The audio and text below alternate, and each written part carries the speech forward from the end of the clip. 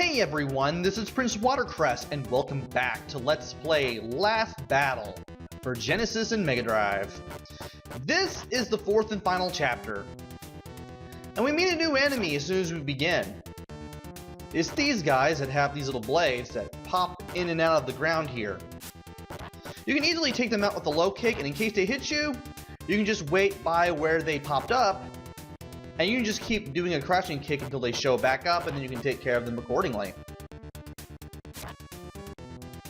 Also, these bouncy guys are just as numerous as ever.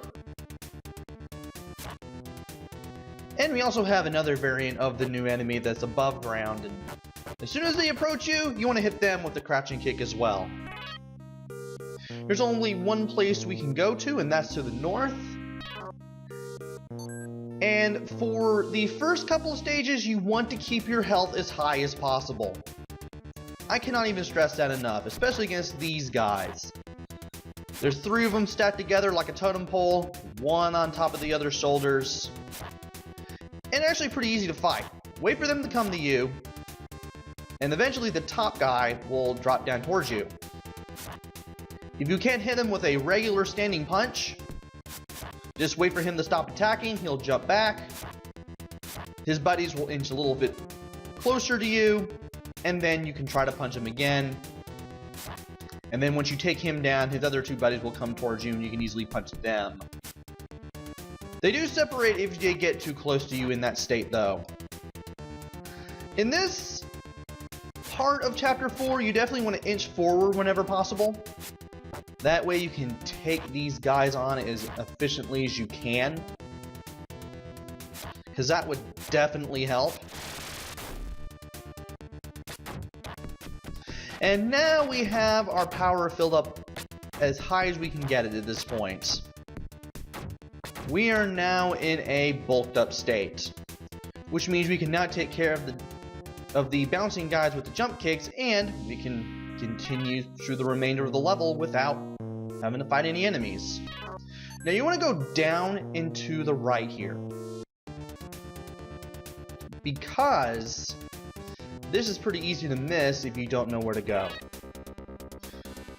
You'll meet Garrock, and he'll tell you that without releasing the seal, he's invincible.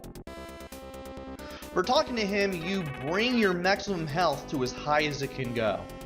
So we can finally have 128 hit points in the game finally. Of course, we have to go back to the previous era.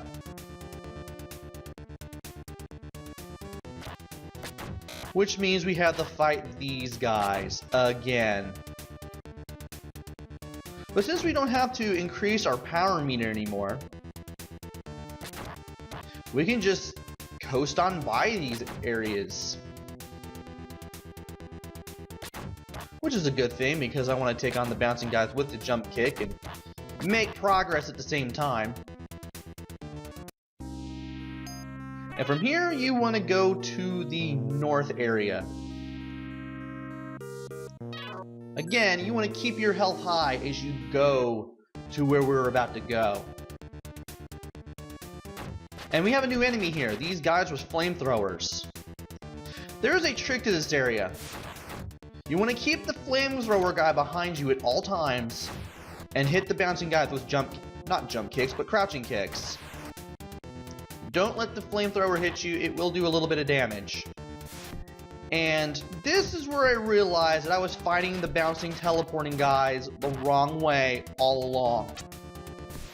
Turns out you can hit them with a ducking kick, and if they get too close to you while you're ducking, they can't duck down with you and attack you with a low attack from there. That Hadoken-like attack that they have, that they can do up close, it only hits you if you're standing up. Which means you can attack them while they attack you, as long as you're crouching, which is excellent. And you want to keep the flamethrowers guy on screen at all times, so that way you can duck when necessary, and then move forward, keep on ducking, and eventually get through that area. Anyway, we're going down into the right here to face this guy. You want to take on this guy with jump kicks, and when this dark black column surrounds him, you want to hold back on the control pad immediately. You won't be able to dodge it, but holding back does let you block in these little mini-boss sections. And when you're blocking, you can't take damage, especially from that black wave of energy that he sends at you. And I nearly lost here. But when I landed that last jump kick, I mashed the punch button as quickly as I could to try to get it, and thankfully we've managed to save our brother Gross, whose memory has finally been restored. And we get to increase our defensive power. We got a little bit of our health back though. We almost lost that battle. But we have to go through this area again. Now, on the way back, the flamethrower guy will appear in front of us. By taking him out, the next flamethrower guy that reappears will be behind us. So we can use this strategy all over again.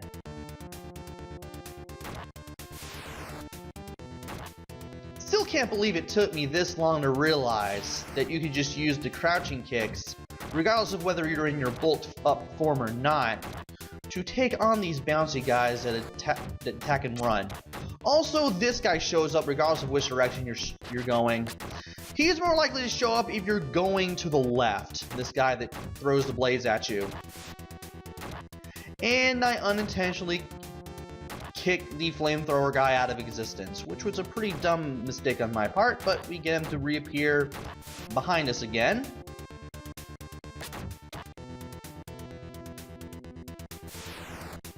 And from here, I do a few more crouching kicks just to get some more points just for fun. And then I head to the west.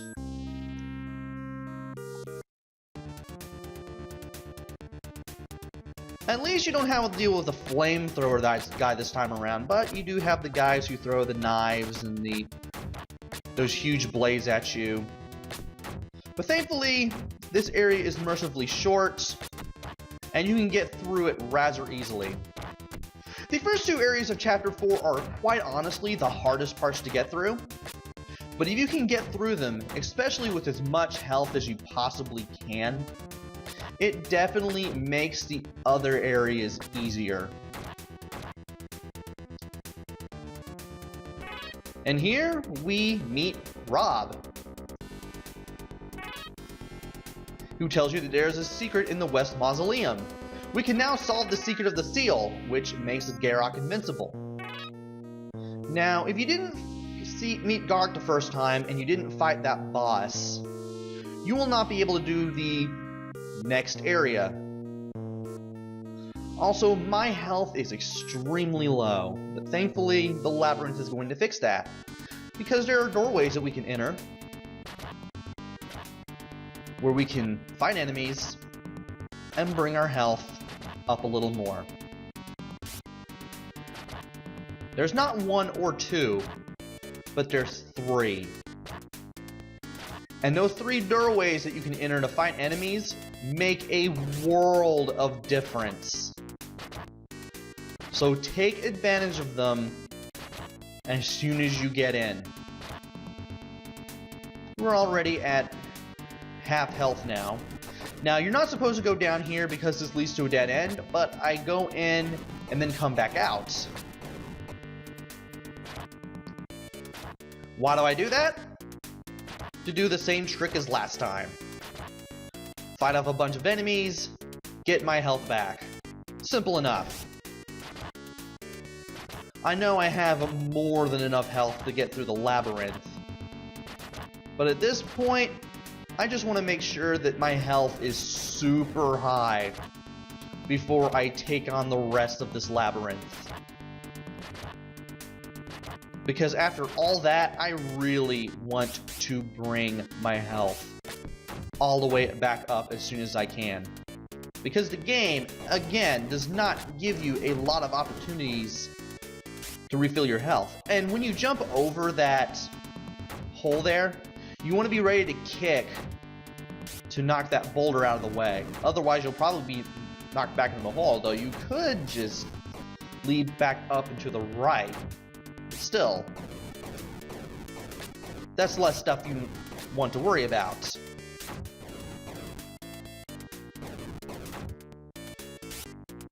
Anyway, we got a couple of arrows, we got a couple of boulders. Nothing we're not used to at this point. And there will be a hole to drop down at the end of this hallway.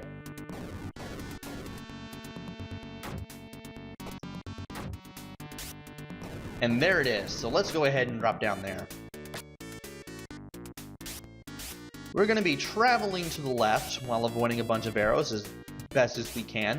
Thankfully, there are other doorways we can enter to fight off bad guys and refill our health as we're there. So, getting to maximum health when you're finally in the labyrinth isn't really that hard. And thankfully there's a doorway where we can fight off some enemies right now.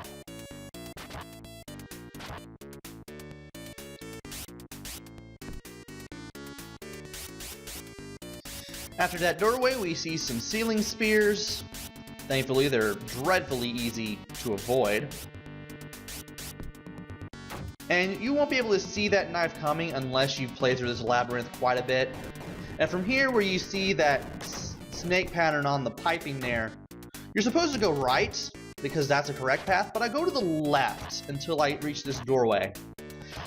Believe it or not, this doorway, you can enter it and fight some enemies. Once I'm done here, then I go to the right.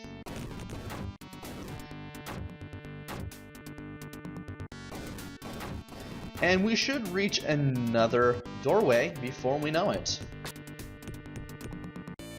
And there it is. We are now finally at maximum health. Let's go ahead and punch these guys out just for fun. And from here you want to take a big leap over this hole here, because that leads to a dead end. And from here you're going to deal with a bunch of ceiling spikes. Thankfully, you'll get used to walking past them like it's second nature.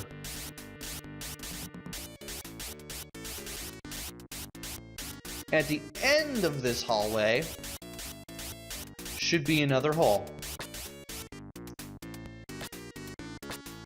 Now we're definitely going to have to go left here while dealing with these axes that are thrown from both sides of the screen yet again.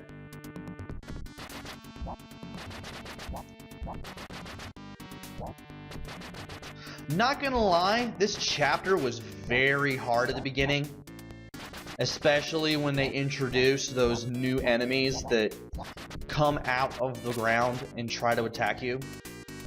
But after you play through this level several times, I say as I drop down here and head to the right towards what is probably going to be a dead end. Once you get used to this level and play through it several times, you get used to it. Okay, that's not a dead end. So we were supposed to go that way after all. Alright. Now I keep thinking that this is the way to the exit, but it is not. We were supposed to go through that hole that we just jumped over. And I believe that we cannot enter the doorway that we just passed. That doesn't lead to anything. We can't fight enemies if we try to go into it. So we went all this way for nothing. So we're going to have to go back and drop down into the hole. After kicking all of these boulders, of course. Also, once you drop down this hole, don't go to the right, like I did, because that's going to lead to yet another dead end. Like so. Instead, you're going to have to go left as soon as you drop down that hole. At least I'm getting used to dodging and attacking all these axes that are coming out from the sides of the screen. Once you play through this game long enough and spend enough time with it, you get used to its nuances.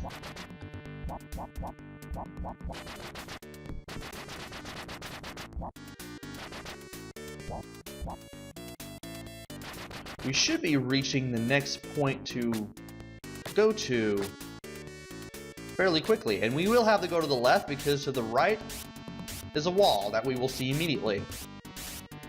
And more ceiling spear dodging. This doorway does not lead to enemies. And from here, we're going to the left. Not to the left, but to the right. But to say, if you're seeing arrows coming at you from, mostly from behind, you should be going to the right. And from here, when you see the boulders, you know you've pretty much made it near the end.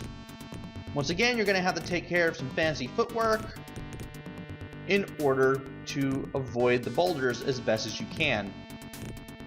Inching forward whenever possible really helps, but thankfully I have a lot of health. And we're going to get it restored completely anyway.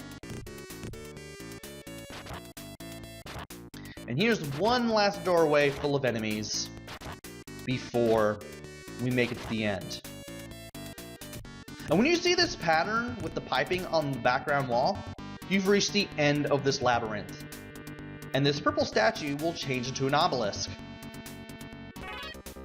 You can now try to solve the secret of the seal. By finding this seal, you automatically unlock the final boss battle. And of course, your hit points have been restored to maximum. So at this point, as long as you just make it all the way to that area in lava to the right there, we should be good. But we have to go in this direction. We have to go to the left first. Because I believe you have to go through this in order to unlock the boss battle as well. The final boss battle, anyway. And what do you know, I was right. I should have been using crouching kicks the entire time against these not crouching, but teleporting, jumping guys. Also, these guys with the stabs return too. But they're pretty easy to deal with.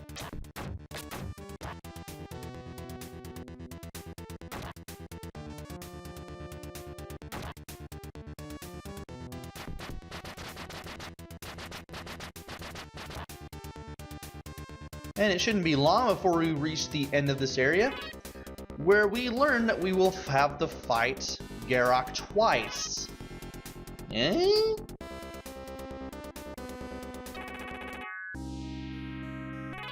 And since there's no other place to go, we have our health as high as it's probably ever going to be. We're going to go back through this area. And this time we don't have to go through the entire labyrinth all over again. Not when we're traveling from west to east here. But we will have to go back here though. By the way, that little area, that little arena-like area to the south there, I'm not going to it. Turns out it's not in the path of where we need to go. And it's the only really completely optional area that I can possibly think of in the entire game. That area to the south of this one has a brand new enemy that carries a boomerang. He can be attacked by just being hit with a low crouching kick when he approaches you, and in case you miss and he retreats away from you, he will throw the boomerang. If he throws the boomerang, you can dodge it by simply ducking under the boomerang. And it'll eventually return to him, and then he'll try to approach you again, and you can do the low kick thing again. We'll meet Rob again, because again, we had to go through this area one more time. And then, after we complete this area a second time, we have to go to the right again, which means we're going to have to deal with Mr. Flamethrower Guy. Thankfully, we have a lot more health to work with. As long as you don't mess up really, really horribly, you shouldn't have much of a problem getting through here a second time. Again, try not to let that flamethrower hit you on the way to the end. Like I did right there. That was terrible. I got up too early.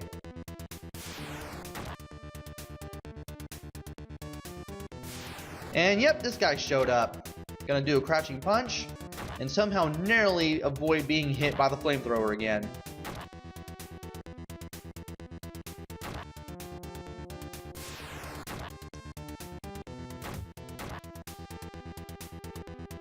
And we should be reaching the end of this area. I'm still going to keep this guy on screen just a little bit more. And I say as I somehow reach the end and still get hit by the flamethrower a second time. And we did not mess that up horribly, which means we can now go to this area with lava. Amazing how all the water has turned into lava now. And here's Garrock. He has a low jumping kick. He can punch you. He has a rushing punch that he can do. I usually try to do the jumping kick myself. And he also has that wave of black energy that you have to hold back on the control pad in order to block without taking a bunch of damage. And this, where I'm pretty much standing around right now, that's where you want to be. Because if you can get him to jump over you and allow yourself to corner him, you can just keep hitting him with the punch, and he'll go down. And since we have a lot of health, compared to all the other boss battles like this in the game, this is a joke. This is the place where I die!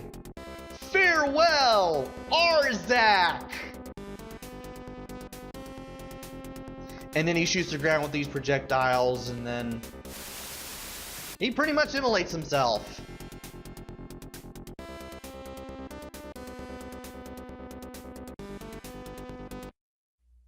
And with that, we have beaten Last Battle for the Genesis and Mega Drive.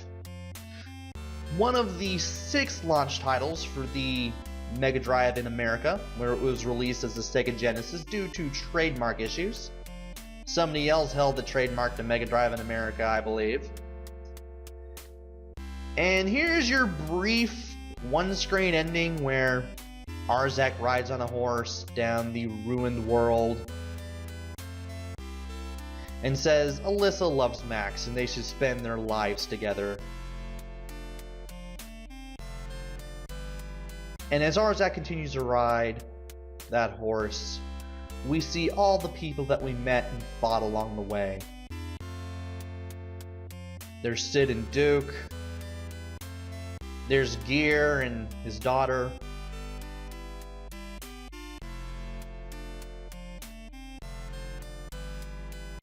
Who else is there? There's Daredevil and Rob.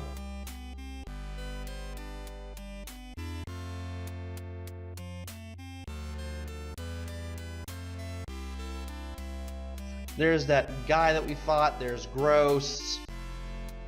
Or Gross, depending on how you want to pronounce it.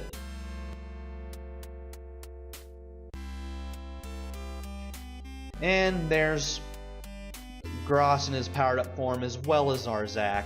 Not Arzak, but Arzak's on the horse. That's Garrock. That's it. Can't even get the villains and heroes' names right at the very end. That's embarrassing. But that is it for Last Battle for the Genesis and Mega Drive. This is a difficult game. You will have to be practicing through this several times, playing the stages over and over to get through it. Sometimes it can be hard to hit the enemy, regardless of whether you're in your powered up form or not. But once you get acquainted with the game's nuances, you learn how to survive as well as you possibly can. This does become a very enjoyable game. It doesn't exactly set the world on fire, even as a launch title, but it is a rather interesting port of what was originally a Fist of the North Star game. Yes, this was originally a Hokuto no Ken game, and then they didn't want to use a license here because, well, America had never heard of the series until much, much later, and therefore all the names were changed, and the appearances of everyone was changed, and it was brought to the West as Last Battle. Game is pretty playable for the most part. Hit detection can be a little off at times. You may think you're going to hit an enemy when you're not. But it's still a mostly playable game. I do like the music in this game. It's not too terribly annoying. The sound is okay. The control is pretty responsive for the most part. Again, the hit detection can be suspect at times. And there's not really much of a reason to play through this game again once you've beaten it once. Except maybe to see if you can beat it in one sitting without dying. But other than that, it is what it is. Pretty good game. Pretty good piece of Genesis history. Get it for your collection if you can. Just be aware that this can be a difficult game. At least it has a map screen with some cool music, which kind of separates it from other beat-em-up style games of its era at the time. And that is it for Let's Play Last Battle. Hopefully you enjoyed watching this as much as I enjoyed making this. This one was a labor of love, but this was definitely worth doing, and I'm glad I actually played through this game now. It was frustrating, but it wasn't frustrating, especially once I knew what to do. And hopefully I will be back with another game. Maybe it'll be good, maybe it'll be bad, maybe it'll be mediocre, who knows. But until then, this is PrinceWatercress. Take care, stay safe, thanks for watching, and see you guys later!